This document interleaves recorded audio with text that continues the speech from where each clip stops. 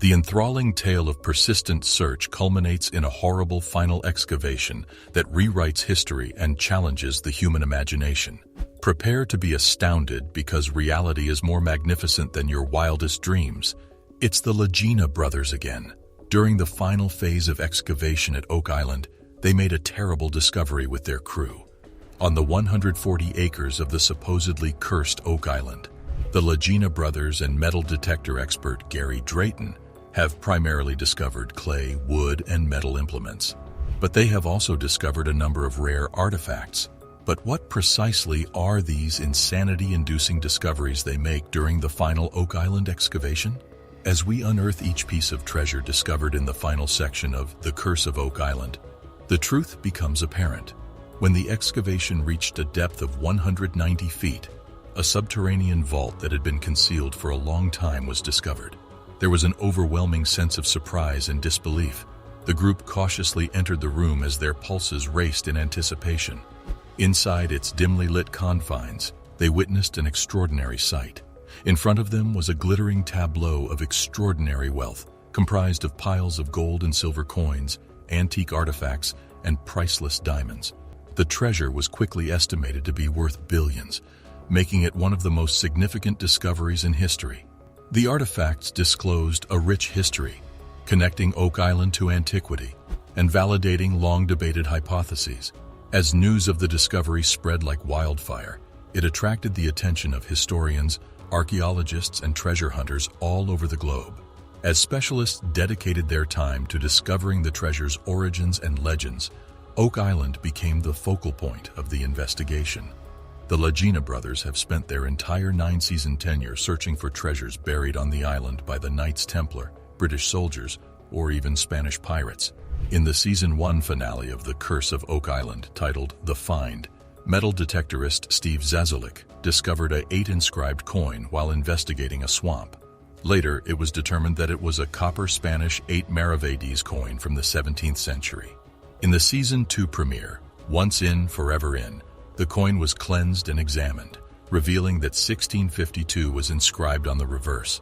Additional examination of the coin revealed that it had been lost in the marsh for hundreds of years and was not a recently deposited object.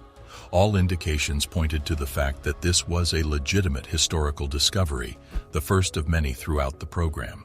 Could this inconspicuous copper coin be evidence of previously undiscovered pirate treasure?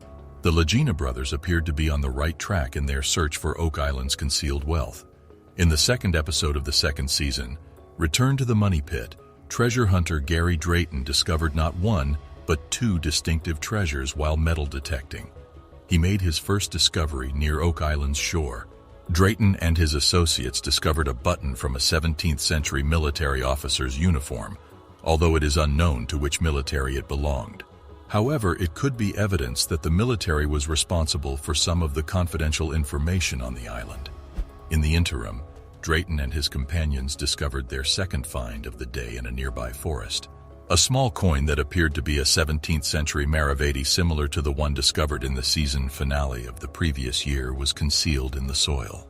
Compared to other coins, however, this one was substantially smaller, perhaps the size of 2 maravedis as opposed to 8. Even though they are small, these incredible discoveries may point to a larger treasure hidden on Oak Island. In the third episode of the second season, The 8-Pointed Star, Gary made 2 astounding scientific discoveries. This time, Drayton and his companions discovered 2 17th-century King Charles II Britannia coins buried beneath the pebbles and pyrite strewn along the coastline. One of the coins clearly displayed the year 1771 on its surface, indicating that they were centuries ancient. Where did these 17th-century coins originate? They may have been abandoned by treasure hunters in a hurry, or more fervently, could they have been abandoned on Oak Island by a wealthy gang that came there to conceal their loot? Undoubtedly, the Oak Island team would need to conduct additional investigation. Diver and treasure hunter Tony Sampson cleaned the coin and observed what appeared to be a cross pattern on one side. This peculiar cross may be the emblem of the Knights Templar, who established one of the earliest global financial systems in the 13th century. Could this coin have been used for finance by the Knights Templar? Who can say? What initially appeared to be the discovery of a small Spanish maravedi coin may in fact be a crucial clue leading to a large amount of Knights Templar treasure concealed on Oak Island. In Circles in Wood, the 6th episode of the 4th season, Gary Drayton, along with associate producers and fellow treasure hunters Jack Begley and Alex Lagena, conduct metal detecting on land formerly owned by former slave-turned-caduceus farmer Samuel Ball. Drayton and his companions initially uncovered a piece of chain buried in the ground, but as they continued their investigation, they eventually uncovered a small copper and bronze ring. They persevered, confident that they were on the correct track, and uncovered a coin that could be hundreds of years old. Samuel Ball, one of the wealthiest residents of Oak Island, owned 36 acres of the island. Did cabbage cultivation contribute to this wealth? Or maybe Ball discovered a treasure? These discoveries could represent a minor portion of the Oak Island treasure ball.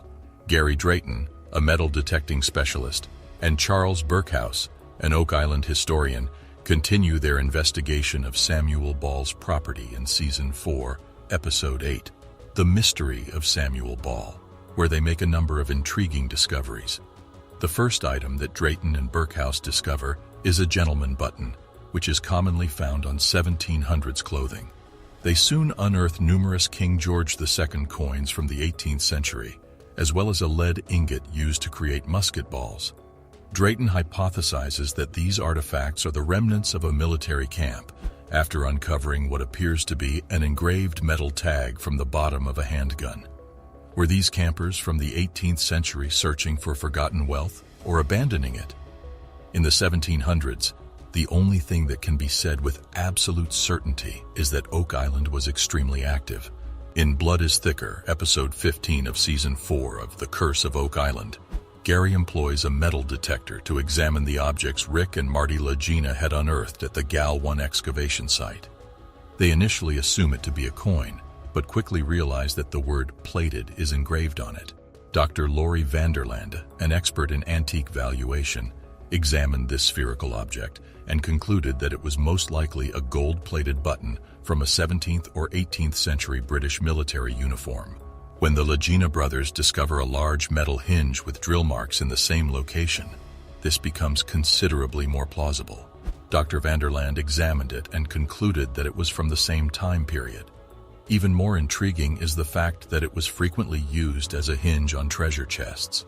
Even if it originated from a ship that used the hinge for a different purpose, it is still a very intriguing discovery because it raises the question of what lies beneath Oak Island. In Dead Man's Chest, the 2nd episode of the 5th season, Gary Drayton and his metal detecting team once again discover evidence of 17th century participation on the island, which may have been caused by the military, pirates, or both. Soon after discovering a 17th century musket projectile which was used in cannons, they find what appears to be a Maravedi, which is identical to the one found in the Season 1 finale, The Find. This coin is unique because it has been cut into tiny pieces. Oak Island entered a new era when the dust subsided and the significance of the discovery became apparent. The long-held legend had finally come true, permanently altering the fate of the island. Oak Island. Specific museums, exhibits, and research facilities have emerged, revealing the island's enthralling history and incredible discovery story. The Oak Island treasure symbolized human perseverance and the ceaseless pursuit of the unknown. It served as a monument to the ability of the human spirit to solve even the most difficult challenges. The island's name would endure in the annals of exploration and treasure hunting, inspiring future generations to investigate unresolved mysteries. Remember to subscribe to the channel for additional blues from the mysterious universe.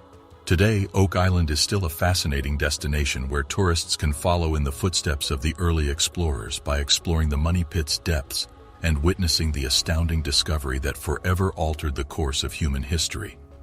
The island serves as a reminder that there are still mysteries to be solved, secrets to be uncovered, and hidden treasures in the most unlikely places. The island serves as a reminder that there are still mysteries to be solved, secrets to be uncovered, and hidden treasures in the most unlikely places. Tap the video links that appear as there is much to learn about Oak Island. Click now and we'll meet you there in a moment. But we are seeing some quantities of gold. It shows gold. Yeah. Gold and silver has finally been found on Oak Island. The Lagena crew's hard work finally paid off. But it leaves a question: are these a part of the mystic treasure? Or the Oak Island, known for its hidden treasure, turned out to be a gold mine that is about to change the Lagena crew's lives forever? Let's dive in and find out. But it is, in fact, silver. But it does have a little bit of a lead content. Like, I only left these elements because they image really well. So this right here is a William III shilling. Silver, same diameter. And it matches the designs to a T. Wow. It was only when the crew paired up with Dumas Contracting Limited that they began to rebuild the 18th century old garden shaft, which is believed to be the original depositor of the long-lost treasure. They had several reasons to believe the treasure would be at the bottom of this shaft. The first reason was because they had discovered a collapsed secret tunnel just below the shaft, and two, because this mysterious tunnel was running toward the west, in the direction of the baby blob. The baby blob is the area that tested very highly for traces of gold, silver, and other metals. The next step for the two combined teams was to begin their horizontal probe drilling, which they hoped would reveal to them the location of the treasure. Unfortunately, they instead caused a leak of ocean water that forced them out of the tunnel. They realized they had fallen into an ancient trap that litters this island, destroying all the work they had done to this point. They speculate that they hit the flood tunnel system, but at the same time, this disaster has validated many of the stories and legends surrounding the island. All the science and booby traps come together to confirm that the legends about this island are real. The big goal is to get good, solid pieces of the shaft so we can do dendrochronology on it. That'll give us an excellent date. They have concluded that the volume and speed at which they flooded the garden shaft can only truly be explained by deliberate actions done to stop treasure hunters. As they arrive, Jack explains that things have changed all around the island. Lot 5 is their first stop, and they describe all the different discoveries and clues they have been able to unearth in this area. They have found ancient structures nobody knew about in Lot 5, as well as artifacts that are dated from as far back as the 1200s to the 1700s. There have even been ancient coins and tokens found in this lot. One thing about these finds is that they only become more intriguing with time, so they have Laird and his team working in the area even now. Since they have so much evidence of treasure in the money pit, the crew has been searching the rest of the island for more clues as to who had created this mystery on the island. The western portion of the island could hold the answers. Lot 5, a 4-acre portion of land, was first purchased a few years ago by Rick, Marty, and Craig from the estate of Robert Young. Since this purchase, they have continued to make new discoveries in that area, all of which has given them new suspects as to the person who left all the traps, secrets, and treasure on the island. One of the suspects left behind 4 Roman coins, which go back 2,000 years. It is? Yeah, this is clearly Roman design. So, is a Roman coin? Absolutely, yeah. 2 for 2. They found an old barter token that they have connected to the lead cross found in Smith's Cove back in 2017 and is associated with the Knights Templar. They have also found iron tools linked to Sir William Phipps, who was an English politician in the 17th century. This link led everyone to speculate that a whole chest of Spanish silver could be buried in the money pit. These finds were made near stone foundations, one which is rectangular and the other rounded one near the shoreline. The archaeologists are busy digging and uncovering an incredible stone structure that is much larger than anyone imagined. This has become a designated special place for the crew after all the astonishing finds they have made. This special designation will help protect these sites and allow them to dig in an archaeological fashion that will protect the context in which these items were left behind. Already, they have been able to determine how the shape of the structure they are studying varies in size, curvature, and quality of construction due to their great care. They have determined how the newer section has very intentional design and speaks to the theory that this is a project spanning multiple generations. They speculate that perhaps the people behind this could have been living in this area while building the money pit. Gary and Peter arrive at Lot 4 and are about to go over all of the spoils they discovered around the big feature. Their job will need the use of metal detectors, as they are going to be searching more than 10 tons of spoils that were collected along the shoreline of Lot 5. They have found items that vary in age all along the stone-lined foundation, amongst them a 14th century barter token and 17th century tools.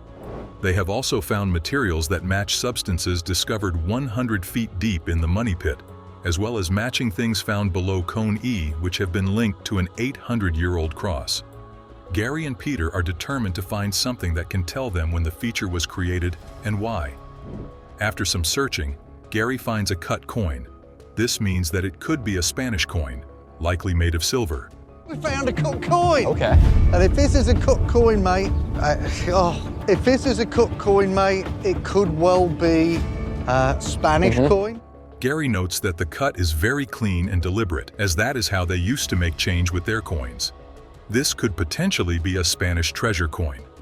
During the 18th century, European nations like Spain, England, and France were colonizing the world and establishing trade routes and outposts throughout the Americas. During this time, it was common for the military and for outlaws like pirates to cut coins to pay their crews. Gary and Peter know that the Lagena brothers, Rick and Marty, will be delighted with their find. They head over to the lab, proud of their work. At the Oak Island lab are the Lagena brothers, along with Jack, Laird, and Emma, who will assist them in learning more about their find.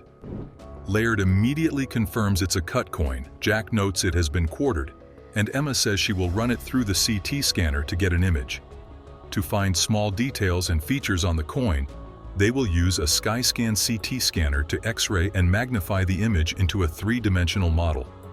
Emma notes that this quick scan only shows surface-level scratches, but that a longer scan will give them more detail. They decide that while they wait for this highly detailed scan, they can search the area for more scans. Rick and the rest of the team get together for a meeting where Marty and Craig join them via a video conference app. The report on the silver coin is in, and everyone wants to hear the news. Emma explains that the detailed scan she did revealed faint engravings on one side of the coin, and the XRF map scanner showed that the silver coin contained some lead. The XRF scanner uses beams of X-rays, which give different colors to different elements that are present on the surface of various objects. So it's an English shilling from the 1690s. Oh yeah, you can see the ponytail. Yeah. And the little two triangles, it's a little ribbon. Wow, that's a shocker. The engraving of GVLI and the design on the left and right side matches some marks on a William III shilling and has the same silver composition and diameter. This 1690 English shilling is not a Spanish silver coin, but still interesting, as it proves that the area they were searching in could have been inhabited around the 1600s. They are disappointed this is not a clue toward their Spanish treasure theory, but they now have reason to believe that someone was working or hiding something in Lot 5, perhaps even a soldier being paid for some service. The Oak Island historian, Doug Crowell, is reminded of a book about the British military that attempted to recover William Phipps's treasure on the island all those years ago. In this book, Doug references titled Oak Island and Its Treasures. The authors dictated an amazing tale of a covert operation that took place on Oak Island after Sir William Phipps allegedly buried a vault of treasure in the Money Pit area. According to the book, English allies of Sir William made a number of failed attempts to retrieve the treasure on Oak Island in the late 1600s. This shilling could be proof that the English military were once on Oak Island. If Doug Crowell is right, this piece could be connected to failed treasure recovery operations. They never found the treasure, and adding in the gold and silver particles present in the water tests conducted on the island, the clues all point to the treasure still being on the island. This find and their searches in Lot 5 have just become more vital and significant than ever before. This incredible discovery has changed the game for the Oak Island crew. The sense that they are closer to answers than ever before becomes truer every day. Do you think they will discover the treasure after collecting these pieces of evidence? Let us know in the comments down below. Please do not forget to subscribe and turn notifications on so you never miss an update.